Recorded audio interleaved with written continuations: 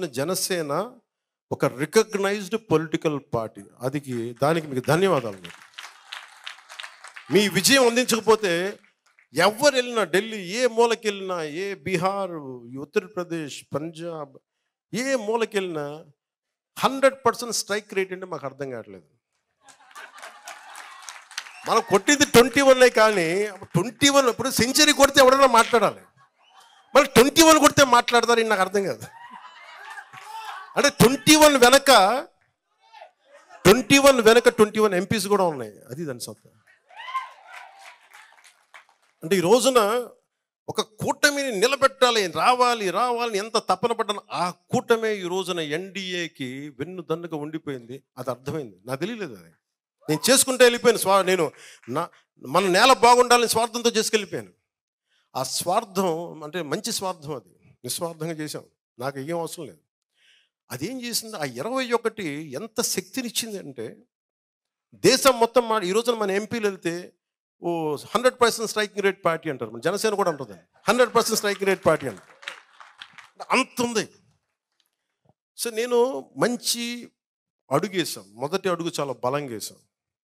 ఈ రోజున మనకి ఇన్ని హోదాలు వచ్చినాయి, ఇంతమంది ఎమ్మెల్యేలు ఉన్నారు. ఈ రోజున ప్రతిపక్షం లేదు. ప్రతిపక్షం కూడా ఎట్లా ఉండాలి, నిర్మాణాత్మకంగా మనమే కొన్నిసార్లు మన సమస్యల్ని మనమే అనేక కోణాల నుంచి మనమే ప్రభుత్వం నుండి మనమే మాట్లాడుకోవాలి. అదే వాళ్ళు తగ్గించడం కూడా నాకు నిజంగా ఇష్టం లేదు. అంటే నేను యుద్ధంలో ఓడిపోయిన శత్రువునైనా సరే ఈ దేశం మూల లక్షణం ఏంటంటే, మనకి బంగ్లాదేశ్ వార్లో ఓడిపోతే మన అప్పటికైనా ఫీల్డ్ మార్షల్ శామ్ మానేక్షా అంటే ఈ దేశం తాలూకు గొప్ప లక్షణం ఏంటి, యుద్ధం చేసిన తర్వాత ఓడిపోయిన పాకిస్తాన్ని దాదాపు 50,000 మంది సైనికులు దొరికిపోయారు. దొరికిపోతే వాళ్ళకి మన దేశం తాలూకు గొప్ప లక్షణం ఏంటంటే, వాళ్ళందరినీ మన సైనికుల్ని వాళ్ళ బంకర్ల నుంచి తీసి, వాళ్ళ బెడ్లు తీసి వాళ్ళని పడుకోబెట్టండి, మన కింద పడుకుందాం. వాళ్ళకి మన లొంగిన సైనికులు, ఓడిపోయిన సైనికులు అయినా కానీ వాళ్ళ సైనికులు మనం గౌరవిద్దాం. అంటే ఈ దేశం అంత గొప్పది. ఇది ఈరోజు 11 వచ్చినాయి, రేపొద్దున 1 రావచ్చు. అది మనకి ఇష్యూస్ కాదు. అంటే మనకు 1 వచ్చినప్పుడు వాళ్ళకు కూడా 1 రావచ్చు కదా రేపొద్దున. అంటే హెచ్చు తగ్గులు పెరుగుతూ ఉంటాయి, పెద్ద ఇష్యూ కాదు. కానీ నేనేం చెప్తానంటే, నువ్వు తల ఎగరేయకు విజయంలో.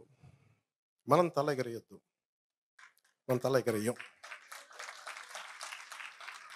వాళ్ళకి 11 రానివ్వండి, 1 రానివ్వండి, అయినా కానీ మనం తల ఎగరేయం. ఎందుకంటే మనందరిది ప్రకృతి ఏమి నిర్ణయిస్తో దాని మూలంగా వెళ్తాం. వాళ్ళకి 151 సీట్లు ఇచ్చి పరీక్ష పెట్టింది కాలం. ఆ కాల పరీక్షలు తట్టుకోలేకపోయారు. 151 సీట్లు రాగానే వాళ్ళు ఏమనుకున్నారు, ఏదైనా చేసేయచ్చు అనుకున్నారు. అలా చేయడానికి కుదరదు. అందుకని వాళ్ళకి అది మనకు పాఠం. అది మనం వాళ్ళని తగ్గించడానికి ఇవన్నీ కాదు. నేను ఓడిపోయిన నేనేం చెప్పాను, వాళ్ళు ఓడిపోయినా కానీ నాకు వ్యక్తిగత కక్షలు ఏమి ఉండవు. సిస్టమిక్ కరెక్షన్సే ఉంటాయి. సిస్టమిక్ కరెక్షన్స్ కొంతమంది వ్యక్తులు దొరికితే దాన్ని పర్యవసానం వాళ్ళు ఎదుర్కోవాలి తప్ప, పర్సనల్గా నువ్వు ఆ రోజు ఇవి చేశారు ఆ సిస్టమ్, అలాంటి వ్యక్తిగత ద్వేషాలకి, దాడులకి నేను దిగను. మన వాళ్ళని కూడా దిగద్దని నేను కోరుకుంటున్నాను. తేడా మన అదే చూపించాలి. మనకి వాళ్ళకి ఏంటి తేడా? మనం చేయాల్సింది ఏంటంటే, వాళ్ళలా కాకుండా ఉండటం మనం చేయాల్సింది. మీకున్న శక్తి అలా ఏంటంటే, హ్యావ్ డిసిప్లిన్. మనకు కావాల్సింది ఈ రోజున చాలా నిలకడ కావాలి. 21 సీట్లు ఇచ్చి ప్రజలు మనల్ని గుండెల్లో పెట్టుకున్నప్పుడు దాన్ని చాలా బాధ్యతగా ముందుకు తీసుకెళ్దాం. ఎలా దీన్ని పటిష్టం చేద్దాం, ఎలా దీన్ని ఇంకొంచెం ముందుకి బలంగా తీసుకెళ్దామని ఆలోచించాలి తప్ప, దాడులు చేయడం, ఇబ్బంది పెట్టడం, ఇది చేస్తే ఏమైపోతుంది, వాళ్ళు మనలో మనుషులే కదా, వాళ్ళు బయట వాళ్ళు కాదు కదా. చాలాసార్లు చెప్పాను, వైసీపీ నాయకు నా శత్రువు కాదు, నా ప్రత్యర్థి కాదని. ఇంగ్లీష్లో ఒక సామెత ఉంటుంది, you reap what you sow. నువ్వేదైతే నాటుతావో నీకు అదే తిరిగి వస్తుంది. నువ్వు ద్వేషం నాటితే ద్వేషమే తిరిగి వస్తుంది. నువ్వు ప్రేమ ఇస్తే ప్రేమే తిరిగి వస్తుంది. నేను ప్రేమనే ఇస్తున్నాను, ప్రేమే తిరిగి రావాలి. నేను అభివృద్ధినే ఇచ్చాను, అభివృద్ధి తిరిగి రావాలి. ఎదుటి వాళ్ళు బాగుండాలని కోరుకున్నాను, మనం బాగుండాలని ఉంటుంది. వీడు నాశనం అవ్వాలి, ఆడు పోవాలి నేను ఎప్పుడు కోరుకోను. అది ప్రకృతి విరుద్ధం. అది మీరందరూ అవన్నీ తల్లి చూసుకుంటుంది, మనకి ఎందుకు? జగజ్జనని, విశ్వమాత, విశ్వజనని, ఎవరిని ఎలా ఉంచాలో ఆవిడ ఆ తల్లి చూసుకుంటుంది. మన పని ఏంటి? మన పని చేసుకుంటాం. ఎందుకంటే మనం ఎవరికి ఏం చేయక్కర్లే, మనం చూస్తూ ఉంటే చాలు. నన్ను చాలాసార్లు తిడతా ఉంటే ఏం చేస్తాను తెలుసా? నేను అనుకుంటావచ్చు కదా, మీరు అందరూ అనుకుంటుంది కదా ప్రశ్న, ఎలా భరిస్తాను నేనని. నేను ఫస్ట్ నన్ను తిట్టే వీడియోలు నేను చూడను. వాళ్ళు అనుకోవచ్చు చాలామంది.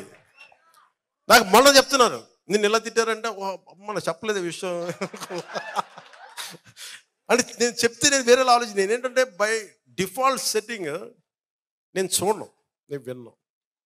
నేనేం నమ్ముతానంటే, తల్లి నా గుండెల్లో నువ్వు ఏది మంచి అదే చేయనివ్వు, నన్ను ఏది వినాలో అదే విననివ్వు, దేనికి స్పందించాలో దానికే స్పందింపచేయి.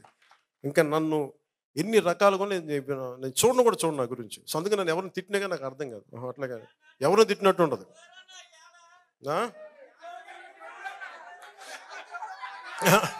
అలాగా వినండి, ఈరోజు మనకున్నది 5 సంవత్సరాలు. దాంట్లో దాదాపు ఒక నెల అయిపోయింది. ప్రతిరోజు ప్రతి గంట చాలా కీలకం. నాకు ఇలా ప్రతిసారి కలవటం కంటే కూడా నాకు పని చేస్తే మీ జీవితాల్లో మార్పు తీసుకురాగలుగుతాయి. అలాగే జన సైనికులందరికీ చెప్తున్నాను, ముఖ్యంగా యువతకి చెప్తున్నాను, అమ్మ మిమ్మల్ని ఎక్కడ మర్చిపోతాను తల్లి, మీరు నా మీద కోపపడతట్లా. తల్లి లేకుండా నా పదం ప్రయోగం ఉంటుందా? జనసేన అంటే ముందు మీ పేరే చెప్తాను తల్లి. అల్లావుద్దీన్ అద్భుత దీపాలు ఉంటాయి కదా, అన్న మాకు ఈ సమస్య ఉంది తీర్చేద్దాం, ఇట్లా అంటే భూతం వస్తే తీర్చేయండి. అలా జరగదు, నలగాలి. అందుకే 5 సంవత్సరాలు ఇచ్చింది రాజ్యాంగం మనకి. ఈ 5 సంవత్సరాలు మీరు కనీసం సంవత్సరం చూడాలి. కనీసం దోచేశారు వీళ్ళు, అందరూ అడ్డగోలు చేశారు. ఇవన్నీ నిలబెట్టుకోవడానికి, అర్థం చేసుకోవడానికి, పరిస్థితి తీసుకోవడానికి, వీటన్నిటి కష్టాల మధ్యలో మొట్టమొదటి ప్రామిస్ ఉద్యోగాలు ఇచ్చాం. వాళ్ళు అంటున్నారు ఈ ఉద్యోగాలు ఇంకా ఎక్కువ ఇవ్వాలి డిఎస్సి అంటే. మీరు అది కూడా ఏడవలేదు కదా మీరు. కరెక్టే, చాలా ఉన్నాయి, లక్షలు ఉన్నాయి ఉద్యోగాలు. నేను చెప్తాను కదా, ఇప్పుడు డిప్లొమా మన ఫారెస్ట్ డిపార్ట్మెంట్లో 420 పోస్టులు ఖాళీగా ఉన్నాయి. డబ్బులు లేవు, ఖజానాలో డబ్బులు ఇవ్వడానికి. ఎక్కడి నుంచి డబ్బులు ఇస్తాం? ఎర్రచందనం పట్టుకెళ్ళిపోయి అమ్మేసుకున్నారు. నేపాల్లో ఎన్ని వేల మెట్రిక్ టన్నులో ఉంది నేపాల్లో. నేపాల్ ప్రభుత్వం తిరుపతి నుంచి వెళ్ళిన ఎర్రచందనాన్ని నేపాల్ ప్రభుత్వం పట్టుకుంది. నేపాల్ ప్రభుత్వం పట్టుకుంది, కానీ మన చెక్ పోస్టులని వదిలేసింది. ముఖ్యంగా మన ఆంధ్రాలో ఉండే చెక్ పోస్టులను వదిలేసింది. వెళ్ళిపోండి. ఎవరి పెద్దిరెడ్డి గారి వెంటనే పంపించండి, అస్సలు నేపాల్ పంపించండి. మిథున్ రెడ్డి గారి పంపించండి. కానీ నేపాల్ పోలీసులకు పాపం మిథున్ రెడ్డి గారు పెద్దిరెడ్డి గారు ఎవరు తెలియదు, ఆపండి అన్నారు. ఎక్కడ తీయాలంటే దాని రూట్ తిరుపతికి వచ్చింది. లాంగ్వేజ్ ప్రాబ్లం వాళ్ళకే ఉంది. వాళ్ళు ఎర్రచందనం ఒకటే లాంగ్వేజ్ కదా. ఈ ఎర్రచందనం కాహాయ్ అంటాడు, అది పట్టుకుంటారు, తీసుకెళ్తారు. పట్టుకుని ఇప్పుడు ఆ ఫైల్ నా దగ్గరికి వచ్చింది. దాన్ని ఏమంటారు, ఎర్రచందనాన్ని ఇక్కడ తీసుకురావాలి, ఏం చేయాలంటే దానికి ఏదో పెట్టి దాని గురించి కింద మీద పడుతున్నాం, తీసుకురావడానికి ఒక ప్రయత్నం చేస్తున్నాం. ఇవన్నీ మీరు చూడండి, ఇప్పుడు దాకా తెలియదు కదా మీకు. అంటే ఒక ఎర్రచందనం మనకి నేపాల్లో పట్టుబడింది అంటే మీకు ఎంత అలసత్వంగా ఉన్నాయి చెక్ పోస్టులు. మీరు అక్కడి నుంచి తీసుకొచ్చి ప్రతి చోట పోలీస్ చెక్ పోస్టులు ఉంటాయి. నువ్వేం తీసుకెళ్తావు జేబులో, మనకి ఎన్నిసార్లు మనకి ఎలక్షన్ కమిషన్ టైంలో మనకి అడుగుతారు. అలాంటిది ఎర్రచందనం అంటే ఎంత, ఎన్ని వేల మెట్రిక్ టన్నులు, ఎన్ని లారీలు వెళ్ళాలి. అన్ని లారీలు చాలా సునాయాసంగా వెళ్ళిపోయి నేపాల్ దాకా. అంటే మీకు ఆ స్థాయిలో ఉంది దోపిడీ. కరెక్ట్, సినిమాలు తీయచ్చు, కానీ ఒక అడవిని కొట్టి ఒక చెట్టుని పెంచడం ఎంత కష్టమో మీకు తెలుసా? మనందరికీ తెలుసు. అది కొట్టే వాళ్ళకి తెలియదు అది సంగతి. ఒక చెట్టు కొడితే 25 చెట్లు నాటాలని అరణ్య సూక్తం చెప్తూ ఉంటుంది. ఆ చదువులు చదివితే కదా, ఆ విజ్ఞానం ఉంటే కష్టం తెలుస్తుంది. కొట్టేసుకుందాం, పెంచేసుకుందాం, అమ్మేసుకుందాం, ఏం చేసుకుంటారు? ఎక్కడ తింటారు డబ్బులు? పేపర్లు తినాలి అన్నం బదులు. మీరు ఇవన్నీ అర్థం అంటే నేను ఎందుకు చెప్తా అంటే, ఇవన్నీ మీరందరూ ఇంత లోతుగా చూస్తున్నాం. అసలు ఈ రోజున సివిల్ సప్లైస్లో ఎంత టన్నుల బియ్యం దోచేస్తున్నారు మీకు చెప్తా వచ్చాం. మనోహర్ గారికి నేను ఒకటే చెప్పాను, మనం మాట్లాడాం, సివిల్ సప్లైస్ మీ చేతిలో పెట్టాం, అక్రమ రవాణా బియ్యం మీద ఉక్కుపాదం మోపండి, అదొక్కడే మాట చెప్పాను. ఆయనకి నా అభినందనలు. బలంగా చేశారు, సీజ్ చేశారు గోడౌన్స్. కానీ వెనకున్న సూత్రధారులను పట్టుకోవాలి, ఎవరెవరో తెలియదు, ఇంకా ఎతుకుతున్నాం, చూద్దాం. అలాగే చెరువులు, మట్టి, ఇసుక, మట్టి, శ్మశానం, మైనింగ్ అన్నీ పట్టుకుపోతాం.